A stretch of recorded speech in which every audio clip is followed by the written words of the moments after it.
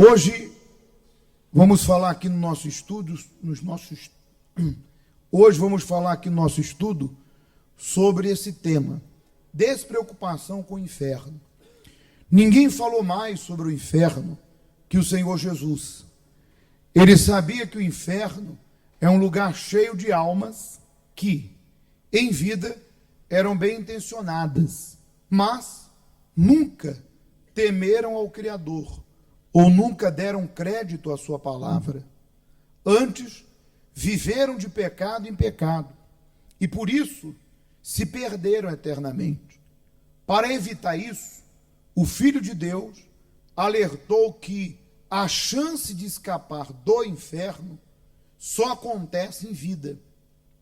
E como aos homens, diz o texto de Hebreus 9, 27, está ordenado morrerem uma vez, vindo depois disso o juízo. Veja que interessante.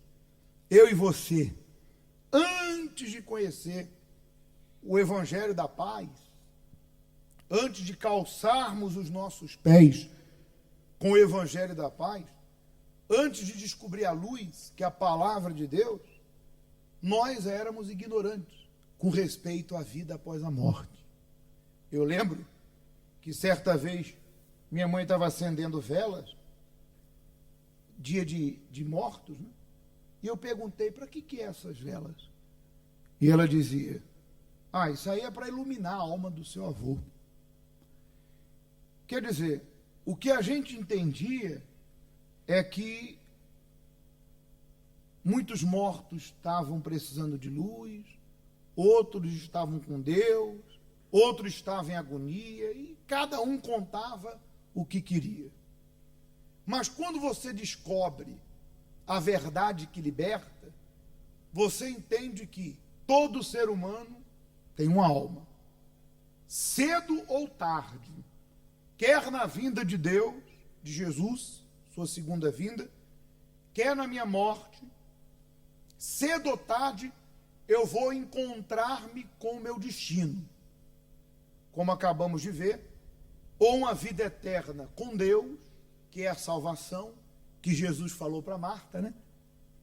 Ela disse, Senhor, mas se o Senhor estivesse aqui, meu irmão não teria morrido. E Jesus disse, quem crê em mim, ainda que morra, viverá eternamente. Não está se referindo à vida aqui na terra, mas à vida eterna. Então, quer seja a vida eterna com Jesus, depois da morte a pessoa vai descobrir, ou quer seja a condenação eterna, separado de Deus por conta do pecado. Muito bem. Quando o Senhor Jesus ressuscitou, ele apareceu aos discípulos e disse, ide por todo o mundo, pregai o evangelho a toda criatura. Quem crer e for batizado será salvo. Porém, quem não crer será condenado. Então, o primeiro passo para que a minha eternidade seja com Deus, primeiro passo, eu me arrepender dos meus pecados e renunciar a essa vida pecaminosa por meio de uma aliança que começa no batistério, quando nós, como adultos, digo isso porque há pessoas novas aqui, que de repente pensam que o batismo de criança é válido. Como adulto, como o próprio Senhor Jesus, quando nós sepultamos a nossa velha criatura, ali nas águas batismais, e o pastor pergunta, você aceita Jesus Cristo como Senhor e Salvador da sua vida? E eu, com as minhas palavras, coisa que criança não faz, eu digo, eu aceito Jesus. Então, naquele momento, meu nome é escrito no livro da vida. Naquele momento, eu fiz uma aliança eterna. Se eu morrer naquele momento, eu estou com a minha alma garantida ao lado de Deus. Muito bem. Nós saímos das águas e nos mantemos numa vida com Deus diária. A nossa vida com Deus é diária. E nessa vida diária, nós temos que fazer escolhas. Mas aquele que tem temor a Deus, aquele que tem temor à sua alma, porque entenda, A pessoa que é fiel a Deus, ela não tem medo do inferno. Ela tem temor a quem? A Deus. Ela não quer viver, porque o inferno não foi feito para mim, nem para você, e nem para nenhum ser humano. O inferno foi feito para Satanás, que era Lúcifer, e os seus demônios, que decidiram segui-lo. Aqueles que irão ser condenados ao inferno, não foi Deus que mandou. São pessoas que, enquanto vida estiver aqui na terra, fizeram suas escolhas erradas. Fizeram suas escolhas na base do orgulho, na base da vaidade, desobedeceram Deus, se entregaram aos vícios, à mentira, desonraram Deus, foram desleais, infiéis, fingidas, mentirosas. Então, elas estão com as suas vestes sujas. Quando a Bíblia diz, em todo tempo, seja alva as tuas vestes. Elas não foram lavadas pelo sangue, não foram remidas. Elas não aceitaram essa proposta. E aquelas que de repente, apenas para esclarecer, aquelas que de repente desceram as águas, mas não desceram consciente do que é o batismo, elas simplesmente tomaram banho. Porque o batismo, ele é algo consciente. Eu lembro muito bem do dia em que eu aceitei Jesus nas águas batismais. Eu lembro que nesse dia nem água tinha no batistério suficiente, tinha pouco mais de 2 palmos. O pastor até pediu, senta, porque eu não vou conseguir fazer a imersão, você de pé. E eu fiquei sentado nas águas. E eu lembro como se fosse hoje, o pastor, além de perguntar se eu aceitava Jesus, ele perguntou, você promete ser fiel a ele? E eu falei, prometo. Então eu saí dali de dentro, daquelas águas, casado com Deus. Eu entendi que dali em diante eu tinha que ter frutos de arrependimento. O meu comportamento tinha que mostrar que realmente eu me arrependi. Foi quando eu me desviei do mal, eu liberei o perdão, eu comecei a obedecer a palavra de Jesus, eu comecei a usar, passar a ter comunhão com Deus, usar os meios que me levam a Deus, aprendi a orar, jejuar, a ler a palavra, e eu comecei a ficar forte, comecei a ter experiências com Deus, que me tornaram mais fortes, porque quando você tem experiências com Deus, você entende que Deus é fiel, que a palavra é verdadeira. Então você, como diz a Bíblia, fé é convicção e certeza. Então quando eu tenho experiências com Deus, eu fico convicto. Deus é comigo, não importa o que vier.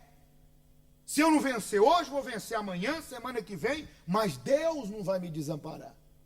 Então eu fui progredindo na minha fé, progredindo. E qual foi o passo, o próximo passo depois do batismo? Nas águas, o batismo com o Espírito Santo. É quando o Espírito de Deus entra e muda a nossa natureza interna, dando-nos o caráter de Deus, a semelhança de Deus, dando-nos os frutos do Espírito, nos mudando nossa maneira de agir, de pensar, o nosso comportamento. Então, esse é o progresso para quem quer a vida eterna. Aí eu pergunto, qual é a preocupação que eu vou ter com o inferno? Se eu estou na mão de Deus. Qual o medo que eu vou ter em morrer? Por isso que Paulo, ele não falou daquela forma como uma forma de menosprezar, não. Simplesmente ele estava tão seguro na comunhão dele com Deus, que ele falou assim, olha, o morrer para mim é Cristo. Se eu morrer, eu vou para quem? Para Jesus. Não tenho dúvida disso. Porque a vida que eu tenho vivido, minha consciência é o meu aval. E ele disse, o viver é lucro, porque se eu estiver vivo, eu vou levar às pessoas o que eu recebi. Eu vou levar essa luz, essa salvação, essa cura, esse milagre. Porque quem dá, recebe. Então, se eu receber, eu vou dar. E vou receber mais. Quando a pessoa, ela tem sua consciência e sua vida reta diante de Deus, você não tem medo e nem muito menos receio do inferno. Pelo contrário, você tem certeza que a qualquer momento, quer na tua partida, quer na vinda do Senhor, tu vai se encontrar com Ele. E é o próximo passo que eu vou falar aqui no estudo. Vamos continuar. Ele também chegou a chamar de louco todo aquele que não percebe que a vida deste mundo é curta e que buscar apenas o que é temporário é uma insensatez. E o texto de Lucas 12, 20 diz: louco, esta noite te pedirão tua alma, e o que tens preparado, para quem será? Nós sabemos, vou falar algo para você. Você tem que ter maturidade suficiente para isso. Existem pessoas que nos procuram, que elas já são orientadas pelo Espírito Santo. E eu já falei sobre isso aqui. Que o Espírito Santo testifica no nosso espírito. Quando uma pessoa tem o Espírito de Deus, ela não significa que ela não está, não significa que ela não precise um dia pedir uma orientação ao pastor. De repente ela precisa. Mas o próprio Espírito Santo ensina, guia, orienta ela. Até no sentido dela procurar o homem de Deus. Se ela está vendo que aquilo que ela precisa saber, ela ainda não descobriu, ela vai lá pedir uma orientação a esse respeito. Mas quantas pessoas que já me procuraram e Deus já tinha orientado elas? Elas vieram apenas confirmar aquilo que Deus já havia posto dentro delas. Outra vez a senhora falou, pastor, porque na ansiedade de querer prosperar, eu arrumei 2 trabalhos, porque eu quero resolver minhas questões. Não está errado. Mas eu já não tinha tempo para Deus. E o Espírito Santo falou comigo. Falou, olha, você está trocando o abençoador pela bênção. Você está trocando o mais importante por algo que não é tão importante. Você tem necessidade, mas sua maior necessidade é a sua comunhão, sua intimidade.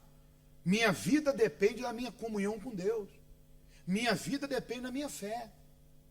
Se eu cortar a minha comunhão com Deus, se eu cortar o uso da minha fé, é como um galho. Vai cortar da árvore, não vai secar de imediato, mas ele vai secar depois.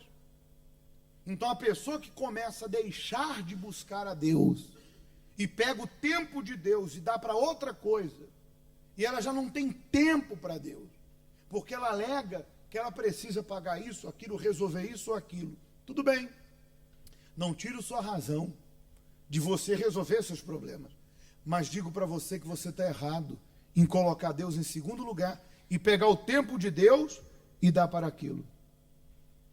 Porque cedo ou tarde, tua fé vai lá embaixo, tu vai começar a esfriar a tua comunhão com Deus, o diabo vai te armar uma cilada, tu vai cair, tu não vai ficar nem com trabalho e nem com a tua salvação. Isso é certo. Isso é certo. Então, não se esqueça que nenhum sucesso financeiro justifica teu fracasso com quem? Com Deus. E nenhum sucesso em nenhum aspecto vai justificar seu fracasso com Deus.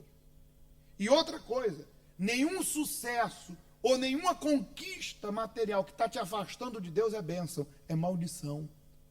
Se o que você está conquistando, ou se o trabalho que você está arrumando está te separando de Deus, isso não é bênção, isso é uma maldição. Porque pensa comigo, Deus seria um louco de me dar um trabalho em que eu não tenho tempo de buscá-lo, ou que eu não tenho tempo de pelo menos manter minha comunhão com Ele. Então pense nisso, porque muitos nessa de colocar a sua necessidade à frente, deixaram Deus de lado e hoje não tem nem a sua comunhão, nem sua vida com Deus e nem o seu trabalho. Estão na rua da amargura. Então priorize quem? Deus. É perder para ganhar. Foi isso que Jesus falou. Aquele que perder a vida nesse mundo, não só no sentido do pecado, mas de repente você está na ansiedade para querer crescer, crescer, crescer e está deixando Deus de lado. Mantenha a sua comunhão. Amém? Mesmo que hoje você tenha que passar por alguns apertos, mas você estando com Deus, ele vai te dar uma direção. Isso não vai ser para todo tempo. Ele vai abrir uma porta e você vai crescer e enriquecer com a riqueza que não traz desgosto, porque a riqueza que vem de Deus não traz desgosto. Muito bem. Para concluir, em outras palavras, o que adianta correr atrás do conforto, da segurança que o dinheiro pode dar, se nada disso garante paz na alma? De que adianta os inúmeros procedimentos médicos, o consumo de complexos vitamínicos e os cuidados com a estética do corpo, se o homem não consegue evitar a morte eterna, caso não se arrependa? Ou seja, se eu estou arrependido, eu não tenho morte eterna, eu tenho vida. Então, a vida realmente nesse mundo é curta, quer seja pelo tempo vivido, quer seja pelo que acontece. Então, vamos valorizar o mais importante. E para concluir, em um dado momento, todos, inevitavelmente, terão de comparecer diante de Deus, por mais que tenham vivido no luxo, e nos prazeres que o mundo oferece. Um dia terão de se deparar com o Deus que desprezaram em vida. Esse trecho aqui, deixa eu esclarecer para você, é o grande juízo final. Esse juízo final, os salvos não vão passar. A pessoa que morreu fiel a Jesus, a Bíblia diz que ao ressoar da trombeta de Deus, os mortos em Cristo ressuscitarão primeiro. E depois os vivos serão arrebatados para o encontro do Senhor nos ares. Só aí depois vai vir o juízo. Vai vir uma série de sucessões aqui na terra, grande tribulação, é um outro assunto. E o juízo final, o nome já diz, é o fim. O juízo final não é para mim, para você que é salvo. Quem vai comparecer diante do trono, aonde tem suas obras escritas, e que será condenado, porque esse juízo final não é para absolver, é para que a pessoa entenda por que ela está sendo condenada eternamente, não por Deus. Nesse juízo final, a pessoa vai ter consciência do porquê que ela está perdendo a oportunidade de morar eternamente com Deus, para que ela não se sinta injustiçada. Então esse juízo final não é para os salvos, e sim para aqueles, como diz aqui, que desprezaram Deus a vida toda. Agora, é claro, nós sabemos que você que está aqui não vai estar lá. Sim ou não? Porque imagino que agora, nesse momento da entrega, caso você tenha as suas vestes manchadas, você vai se arrepender diante de Deus, vai reatar a tua aliança com Deus e vai ter direito à salvação eterna na volta de Jesus. Amém?